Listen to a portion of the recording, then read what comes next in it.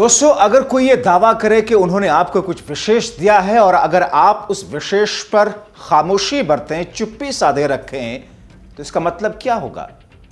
भले ही सामने वाला ढोल नगाड़े पीट पीट करके उस बात को हर जगह फैलाए, बताए। बिहार के मुख्यमंत्री नीतीश कुमार ने अब तक खामोशी बरती है। जब तक मैं ये वीडियो आपके सामने पेश कर रहा हूं, कुछ ऐसा ही इशारा दिया।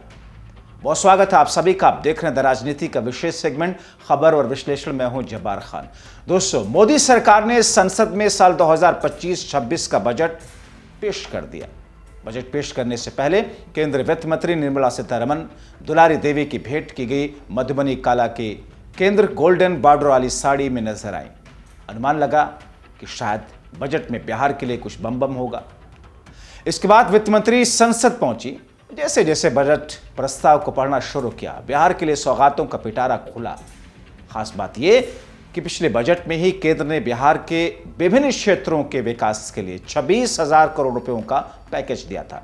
पिछले बजट में बिहार के साथ साथ आंध्र प्रदेश को भी बम्पर सौगात दी, लेकिन तब विपक्ष को सरकार पर यह निशाना साधने का मौका मिल गया कि बजट का ज्यादातर हिस्सा महज 2 स्टेट यानी कि बिहार और आंध्र प्रदेश को ही क्यों दिया गया।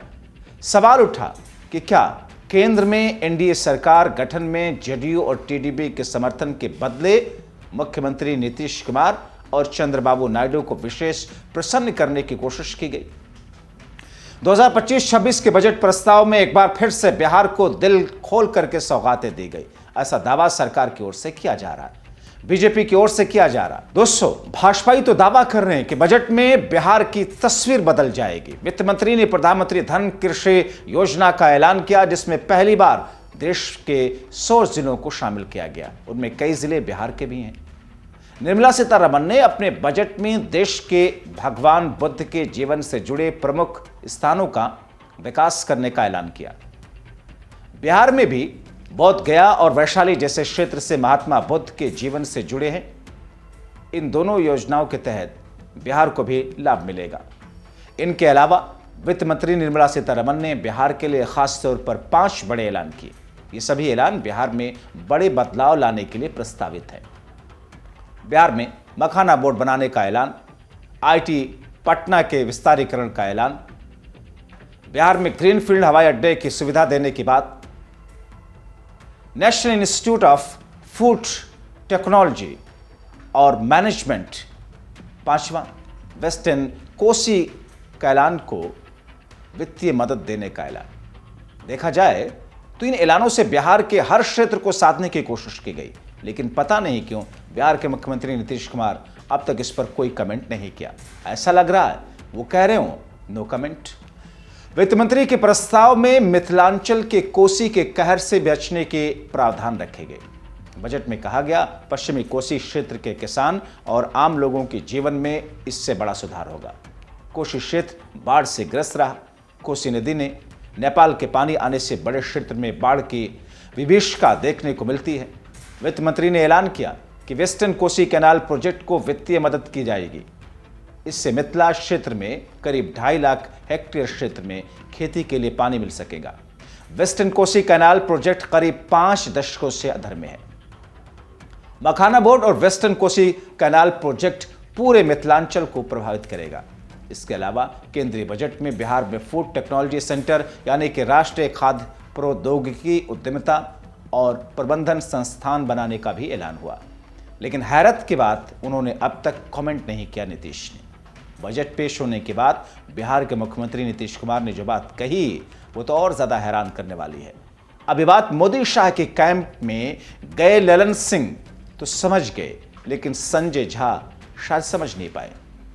बिहार में उद्यमिता के साथ साथ में पर्यटन के विस्तार के लिए भी वित्त मंत्री ने अपने पिटारे से दिल खोलकर सौगात दी है।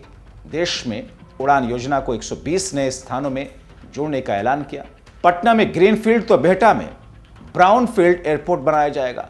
गौरतलब है कि यह मांग विशेष रूप से जेडीयू की तरफ से की गई थी। केंद्र सरकार ने अपने बजट में इस मांग को एक प्रकार से हरी झंडी दिखाई। इसके साथ ही बिहार में युवाओं को फोकस करते हुए प्रदेश की शिक्षा पर भी जोर दिया गया। बिहार की युवा प्रतिभा और छात्र दूसरे राज्यों में अध्ययन और प्रोफेशनल कोर्स के लिए जाने जाते हैं। बिहार के युवाओं को अपने ही राज्य में उच्च और तकनीकी शिक्षा सुलभता से मिल सके, इसके लिए वित्त मंत्री ने पटना आईटी के विस्तार का ऐलान किया है। आईटी और इसकी कैपेसिटी बढ़ाई जाने की बात कही गई, अतिरिक्त इंफ्रास्ट्रक्चर बनाया जाएगा। इतना सब के बावजूद ऐसा लग रहा है कि नीतीश कुमार इस बजट को जान करके खुश नहीं है। बीजेपी की रणनीति को पूरी तरीके से समझ गए और ये भी जान गए कि अगर वो एनडीए में रहे तो बीजेपी की ओर से बिहार के किन किन हिस्सों में अपनी सीटों को लेकर के दावेदारी होगी। लंबे समय से बिहार को विशेष राज्य का दर्जा देने की मांग की जा रही थी।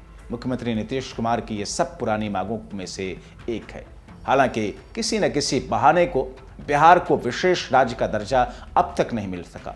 तो क्या विशेष पैकेज ना मिलने के कारण नीतीश नाराज हुए या फिर बीजेपी की चाल उन्हें समझ आ चुकी है?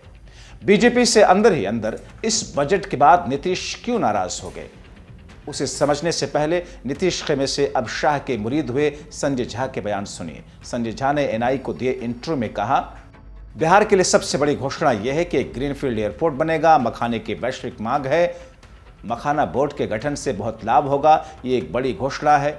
पश्चिमी कोसी नहर पूरे मिथिला के लंबे समय से लंबित मांग थी, जिसके लिए वित्त मंत्री ने घोषणा की।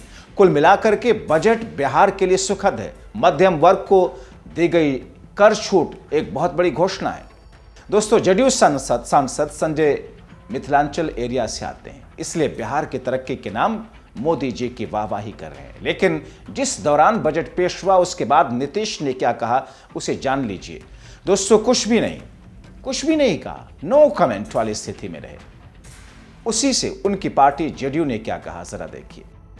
राज्य के युवाओं को वर्तमान बाजार और उद्योगों के अनुरूप स्किल बनाने के लिए राज्य के सभी प्रमंडलों में मेगा स्किल सेंटर खोले जाएंगे। इससे राज्य के युवाओं को स्वरोजगार और नए उद्यम की शुरुआत में काफी मदद मिलेगी। पहले चरण में पायलट प्रोजेक्ट के तहत 9 प्रमंडलों में इसकी शुरुआत होगी और इसके साथ में हैशटैग किया 2025 फिर से नीतीश। दोस्तों, तो नीतीश कुमार साफ कह रहे हैं बिहार मोदी मॉडल नहीं, नीतीश मॉडल चाहिए। तो दोस्तों, बजट में ऐसे बिहार के लिए खजाने खोलने के बाद भी नीतीश कुमार क्यों हैं खफा? बजट में धन का आवंटन बिहार के जिस एरिया पर किया गया वो मिथिलांचल, कोशियांचल और सीमांचल है। इन क्षेत्रों में 243 विधानसभा सीटों में 70 सीटें यहां से हैं। एक तरीके से बीजेपी ने बता दिया कि इस बार उनकी किन किन सीटों की डिमांड रहेगी। जहां बीजेपी अपने उम्मीदवारों को उतारेगी वहां बीजेपी ने इन्वेस्टमेंट किया है।